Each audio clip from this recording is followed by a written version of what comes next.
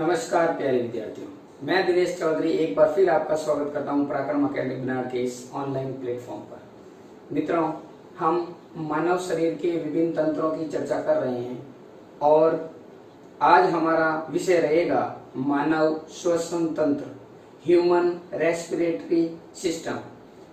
श्वसन, बात करते हैं मित्रों श्वसन की। तो श्वसन क्या है? क्या श्वास लेना एवं छोड़ना श्वसन है या फिर पाचित भोजन से ऊर्जा की प्राप्ति करना श्वसन है? तो हम दो बातें करेंगे मित्रों। पहली, श्वास लेना और छोड़ना, यह श्वास क्रिया कहलाती है, न कि श्वसन क्रिया। सांस को लेना निश्वसन कहलाता है तथा इसका वापस छोड़ना उच्छ्वास कहलाता है। बात करते हैं मित्रों श्वसन की। तो पाचित भोजन यानी ग्लूकोज से ऊर्जा की प्राप्ति श्वसन क्रिया कहलाती है। तो प्रारंभ करते हैं मित्रों मानव श्वसन तंत्र, ह्यूमन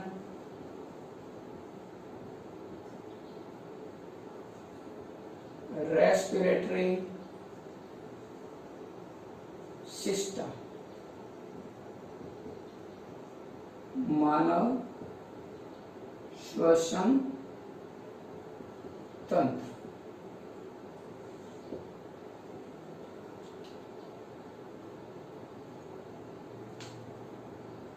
सर्वप्रथम श्वसन क्या है?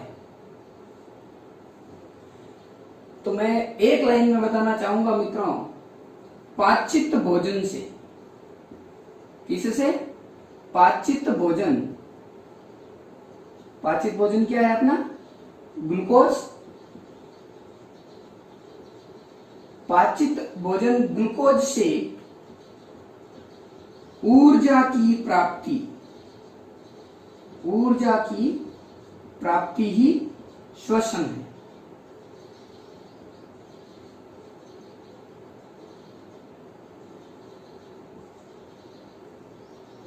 अब देखिए मित्रों, पाचित भोजन ग्लूकोज से ऊर्जा की प्राप्ति। पाचित भोजन ग्लूकोज जो है यह जब ऑक्सीजन से रिएक्ट होता है, ऑक्सीजन इसका जब ऑक्सीडाइजेशन होता है, ऑक्सीकरण होता है, तब हमें ऊर्जा की प्राप्ति होती है। तब हमें एटीपी के रूप में ऊर्जा की प्राप्ति होती है तथा अन्य उत्पाद भी बनते हैं। यह क्रिया श्वसन कहलाती है, न कि सांस लेना और छोड़ना। बात करें मित्रों श्वसन के प्रकारों की, तो श्वसन मुख्यतः दो प्रकार से होता है। सभी सजीवों की बात कर रहे हैं और सभी सजीवों में श्वसन क्रिया जो होती है वह दो प्रकार से होती है, एक वायवीय श्वसन और एक अवायवीय श्वसन। वायवीय श्वसन क्या है मित्रों? एरोबिक रेस्पिरेशन क्या है? तो बात करते हैं मित्रों साथ साथ श्वसन के प्रकारों की। तो इसमें पहला जो प्रकार है वह है वायवीय श्वसन। वायवीय श्वसन जिसे ऑक्सीश्वसन भी कहा जाता है, क्योंकि यह ऑक्सीजन की उपस्थिति में होता है। ऑक्सीश्वसन। वायवीय श्वसन क्या है या यह वायवीय श्वसन कितने प्रकार का होता है, इसकी चर्चा करते हैं मित्रों। तो वायवीय श्वसन जो है, एरोबिक रेस्पिरेशन जो है, यह ऑक्सीजन की उपस्थिति में होता है। यह भी दो प्रकार से संभव होता है। पहला जो होता है मित्रों इसमें वह होता है प्रत्यक्ष श्वसन, प्रत्यक्ष वायवीय श्वसन। प्रत्यक्ष वायवीय श्वसन में मित्रों जो भी लिविंग्स हैं, जो सजीव हैं, वह बिना श्वसन अंगों की सहायता से यह क्रिया करते हैं। यानी जो वातावरण में जो गैस है उसका जो शरीर के साथ आदान प्रदान हो रहा है वह बिना किसी अंगों की सहायता से हो रहा है, डायरेक्ट हो रहा है, प्रत्यक्ष रूप से हो रहा है। इसलिए इसे प्रत्यक्ष वायवीय श्वसन कहा जाता है। हो किसकी उपस्थिति में रहा है, ऑक्सीजन की, और किसी भी अंगों की बिना सहायता से हो रहा है, डायरेक्ट हो रहा है, इसलिए इसे कहा जाता है प्रत्यक्ष वायवीय श्वसन। यानी ऐसा श्वसन जिसमें गैसीय विनिमय वातावरण के साथ बिना अंगों की सहायता से होता हो, वह प्रत्यक्ष वायवीय श्वसन कहलाता है। यह मित्रों प्रोटिस्टा संघ के जीवों में,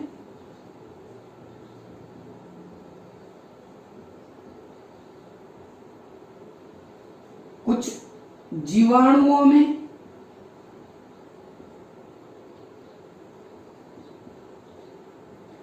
आपने जीवों के विभिन्न फाइलम पढ़े होंगे, तो उसमें आते हैं गोलकर्मी, इसके अलावा चपटेकर्मी,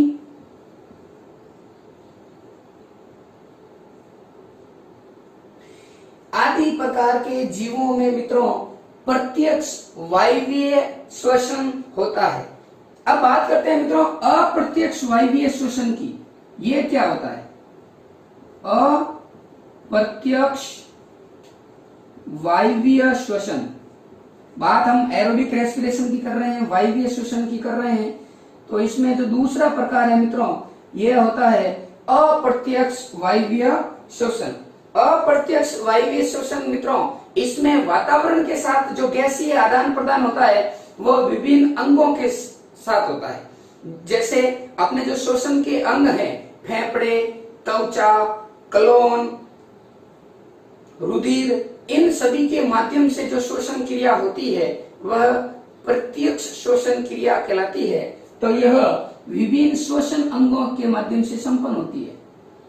तो इसमें प्रयुक्त श्वसन अंग है मित्रों फेफड़े, जिसे लंग्स कहा जाता है, क्लोन, त्वचा और रुधिर। इन अंगों की सहायता से जो वायवीय श्वसन होता है वह अप्रत्यक्ष श्वसन कहलाता है। यह उभयचरी जीवों में, उभयचरी जंतुओं में, स्तनधारियों में, मैमल्स में,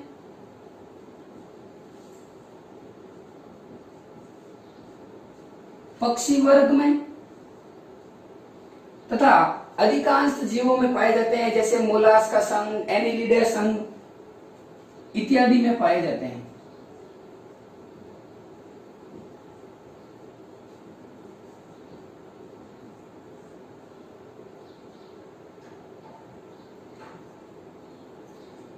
अप्रत्यक्ष वायवीय श्वसन श्वसन अंगों की सहायता से वातावरण के साथ गैसीय विनिमय करता है, ऑक्सीजन की उपस्थिति में होता है, इसलिए इसे वायवीय कहा जाता है। यह विभिन्न श्वसन अंगों जैसे फेफड़े, क्लोन, त्वचा और रुधिर के माध्यम से संपन्न होता है, इसलिए इसे अप्रत्यक्ष वायवीय श्वसन कहा जाता है।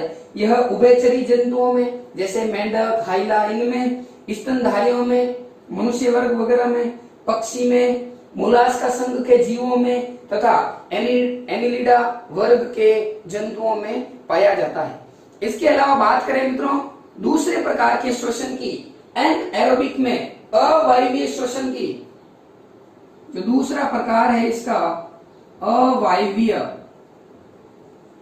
अनएरोबिक श्वसन, या जिसे अनॉक्सी श्वसन भी कहते हैं। यह इसके नाम से ही विदित है मित्रों, इसमें ऑक्सीजन का उपयोग नहीं होगा। अनऑक्सी यानी यह क्रिया, यह श्वसन क्रिया बिना ऑक्सीजन की उपस्थिति में होगी, फिर इसमें ऑक्सीजन का उपयोग नहीं होगा, फिर भी कार्बन डाइऑक्साइड बनेगी। तो मित्रों यह जो क्रिया होती है यह निम्न कोटि के जीवाणुओं तथा जो अपना यीस्ट है इसमें होती है तथा मानव की मांसपेशियों में होती है।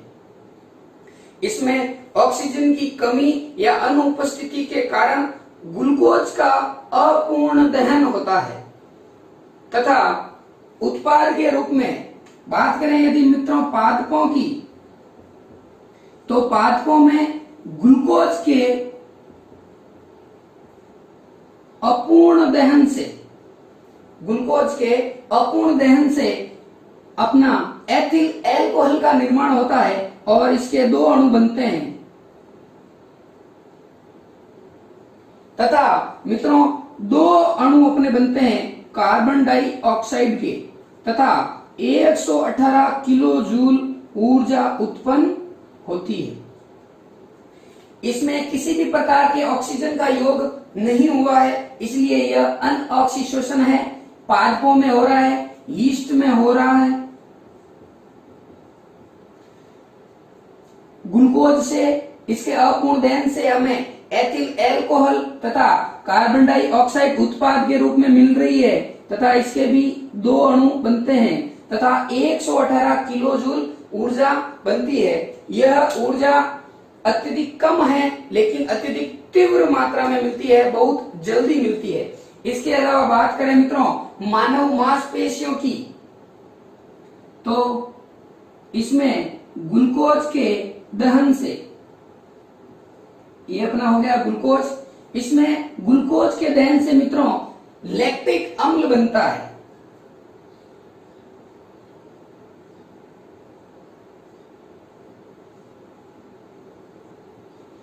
इसमें ग्लूकोज के दहन से क्या बनता है? लैक्टिक अम्ल के दो अणु बनते हैं मित्रों तथा 36 किलो जूल ऊर्जा का उत्पादन होता है।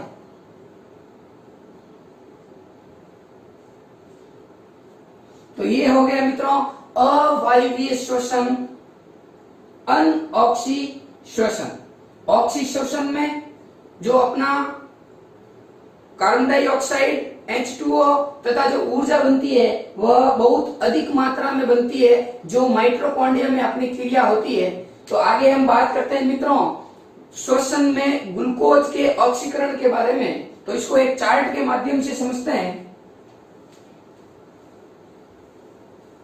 उसके बाद बात करेंगे मानव शरीर के श्वसन तंत्र के विभिन्न अंगों के बारे में। तो हम ग्लूकोज के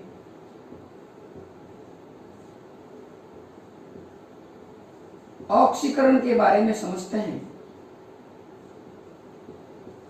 और इससे उत्पन्न होने वाली ऊर्जा के बारे में बात करेंगे मित्रों।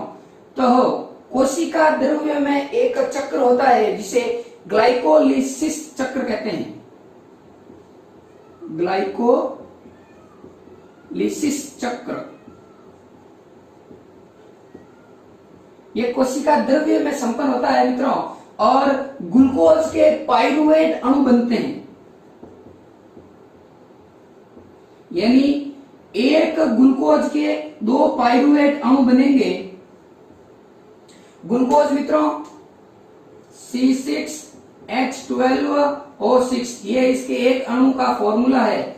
इससे कोशिका द्रव्य में ग्लाइकोलिसिस चक्र के माध्यम से पाइरुवेट अणु बनेंगे जो CH3 दो अणु बनेंगे मित्रों CH3 CO C double bond O और ऋण आवेश। ये इस प्रकार के दो अणु बनते हैं, इन्हें पाइरुवेट अणु कहा जाता है।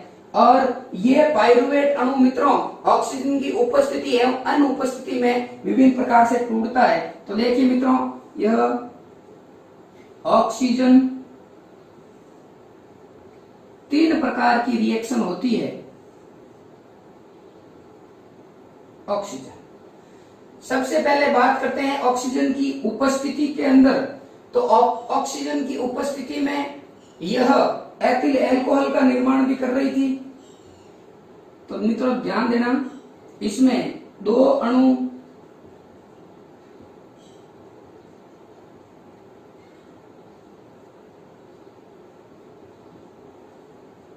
एक 118 किलो जूल ऊर्जा। इसके बाद बात करते हैं मित्रों मानव मांसपेशियों के बारे में। तो यहाँ पर एथिल एल्कोहल का निर्माण होता है CH3CH C double bond OH। यह मित्रों लैक्टिक अम्ल कहलाता है। लैक्टिक अम्ल यह क्रिया मानव मांसपेशियों के अंदर होती है। मानव मांसपेशियों के अंदर इसके अलावा बात करें मित्रों ऑक्सीजन की उपस्थिति में जो मानव माइटोकॉन्ड्रिया में होती है, जिसके माध्यम से हमें ऊर्जा प्राप्त होती है, तो इस क्रिया में मित्रों 6 कार्बन डाइऑक्साइड के अणु बनते हैं, 6 जल के अणु बनते हैं तथा 2880 किलोजूल ऊर्जा का उत्पादन होता है।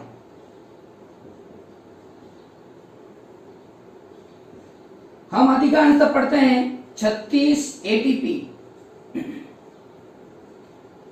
यह भी ऊर्जा की इकाई है, किलो जूल भी ऊर्जा की इकाई है, एटीपी के रूप में मिलती है हमें, एडिनोसिन ट्राइफॉस्फेट के रूप में हमें ऊर्जा मिलती है। तो यदि हम एटीपी के रूप में बात करें तो हमें यहाँ पर 36 एटीपी ऊर्जा मिलती है। एक ग्लूकोज के दहन से 38 एटीपी ऊर्जा का निर्माण होता है, जिससे 2 एटीपी पुनः इसको पाइरुवेट अणु में काम आ जाते हैं आगे रिएक्शन के लिए, तथा नेट उत्पाद हमें 36 एटीपी के रूप में प्राप्त होता है। अब हम बात करेंगे मित्रों मानव श्वसन तंत्र के विभिन्न अंगों के बारे में।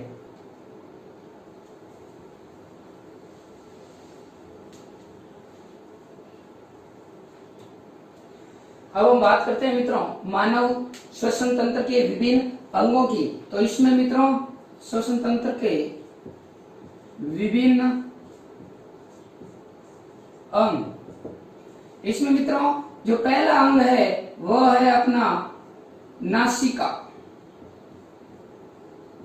जहां से हम वायु को अंदर प्रवेश होने की अनुमति देते हैं। उसके बाद द्वितीय अंग है मित्रों फेरिंग्स, या जिसे ग्रसनी कहते हैं, ग्रसनी, ये अपना हो गया नोज, ये हो गया फेरिंग्स।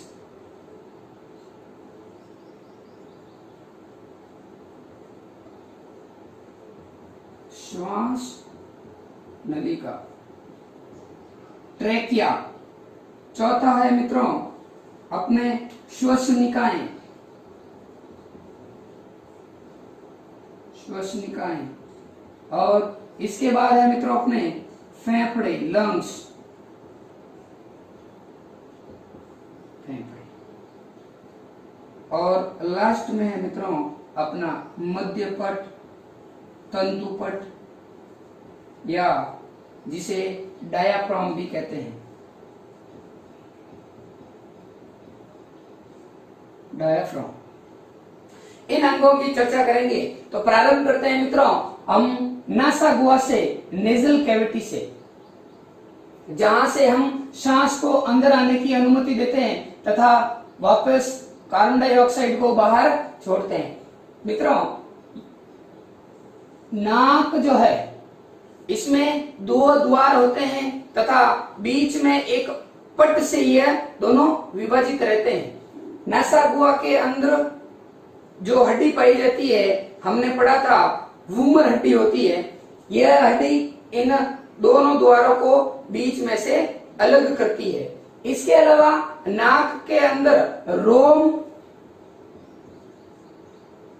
तथा श्लेष्मा भी पाया जाता है।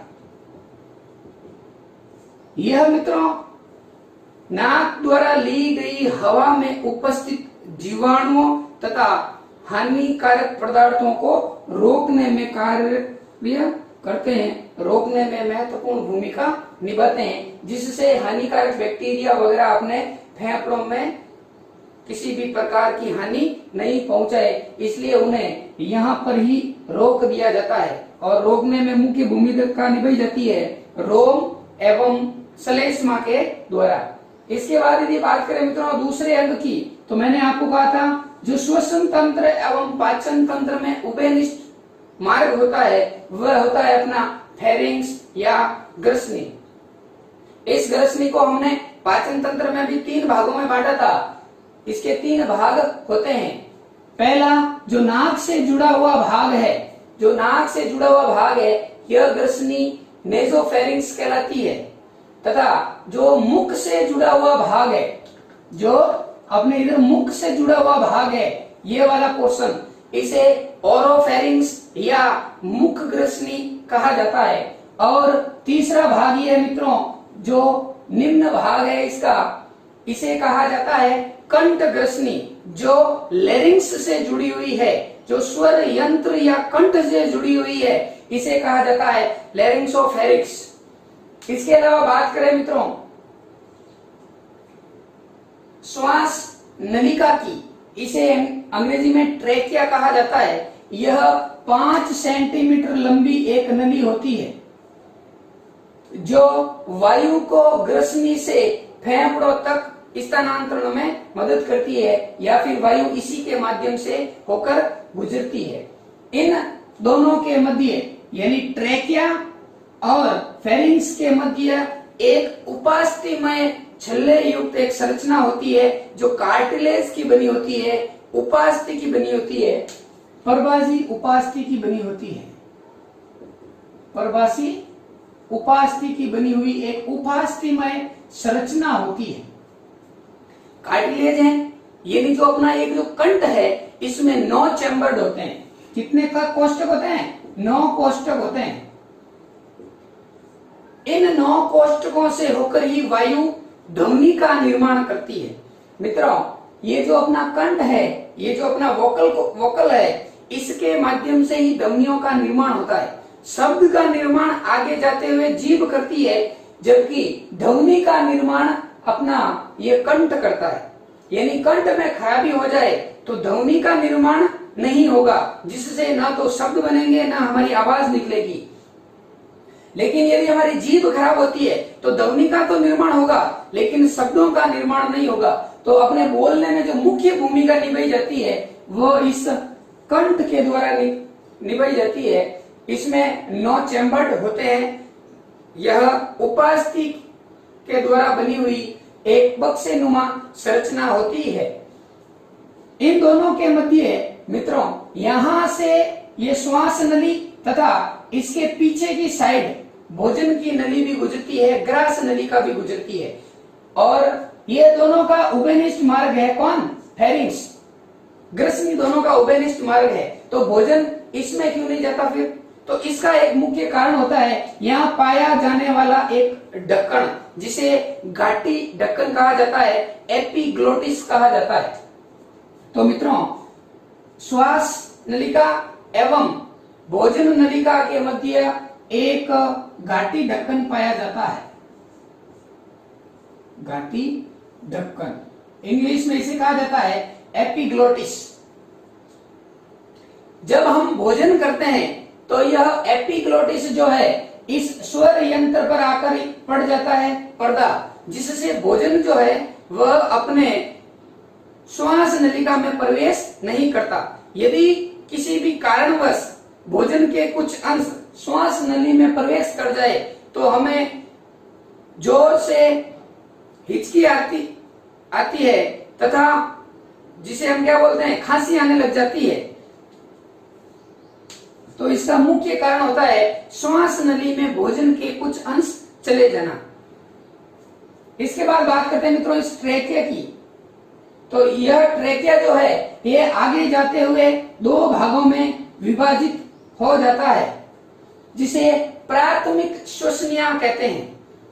यह प्राथमिक श्वसनिया अपनी तरफ वाले फेफड़ों के अंदर प्रवेश कर जाती है और जिस स्थान से प्रवेश करती है उसे नाभिका कहा जाता है। इसे नाभिका कहा जाता है। अब बात करते हैं मित्रों अपने दूसरे ऑर्गन्स की, जिसे लंग्स कहा जाता है। लंग्स जो है हल्के गुलाबी आकार के स्पंजशील होते हैं, जिसके अंदर प्राथमिक श्वसनिया जो है आगे जाकर विभाजित होकर द्वितीयक एवं तृतीयक श्वसनियों में विभाजित हो जाती है, जो प्राथमिक श्वसनी से व्यास में छोटी होती जाती है तथा इसके अंतिम सिरों पर वायुकोश पाए जाते हैं। यानी जो आप ये चित्र के माध्यम से देख रहे हैं, इसमें ये प्राथमिक श्वसनी आगे जाकर द्वितीय एवं तृतीय श्वसनियों में विभाजित होती है, फिर धीरे धीरे यह और श्वसनियों में विभाजित हो जाती है। जिस प्रकार पेड़ उगता है तथा उसकी शाखाएं विभाजित होती है, ठीक इसी प्रकार अपने जो ये श्वास नली है यह भी आगे जाकर हृदय में विभाजित हो जाती है तथा पेड़ पर जिस प्रकार अंतिम सिरे पर पत्तियां होती है, ठीक इसी प्रकार अपने इस वायु कुपिकाएं होती है, फेफड़ों के अंदर वायु कुपिकाएं होती है। वायु कोष के अंदर 2 से 3 वायु कुपिकाएं होती है, यानी जो अपना ये अंतिम सिरा है, इस सिरे पर 2 या 3 वायु कुपिकाएं, जिसे इंग्लिश में एल्वोलीज कहा जाता है, ये एल्वोलीज होती है। और प्रत्येक फेफड़े में लगभग 15 करोड़ एल्वोलीज होती है, 15 करोड़ वायु कुपिकाएं पाई जाती है। तो बात करते हैं मित्रों फेफड़े की। तो मानव शरीर के अंदर 2 फेफड़े पाए जाते हैं, एक दायां फेफड़ा और एक बायां फेफड़ा। ये वक्ष स्थल में स्थित होते हैं। दायां फेफड़ा जो है वह बाएं फेफड़े से थोड़ा बड़ा तथा चौड़ा होता है, जबकि लंबाई में कम होता है। जबकि जो अपना बायां फेफड़ा है, इसमें एक खांच पाई जाती है जिसे हृदयी खांच कहते हैं। यह एक अवतली खांच पाई जाती है, क्योंकि जहां पर बीच के अंदर हृदय स्थित होता है, तो यह बाएं साइड में स्थित होता है, जिसे कार्डियक नोच कहा जाता है, हृदयी खांच कहा जाता है। तो ये हो गए मित्रों अपने श्वसन तंत्र के विभिन्न अंग। इसमें जो अंतिम अंग है वह होता है अपना डायाफ्राम। ये जो आपको संरचना मांसल संरचना नजर आ रही है, इसे डायाफ्राम कहते हैं। जो ये फेफड़ों से जुड़ी हुई होती है, इसे आधार कहा जाता है। डायाफ्राम जो है, इसकी गति तथा अस्थि पंजर जो अपना जो पसलियां है, इनकी संयुक्त गति के कारण ही श्वसन क्रिया संभव होती है। फेफड़े में जो वायु बाहर निकलती है वापस, ये इस डायाफ्राम की गति के कारण ही, डायाफ्राम जो है ऊपर एवं नीचे गति करता है, इसके कारण ही गैसों का विनिमय सुगमता पूर्वक होता है।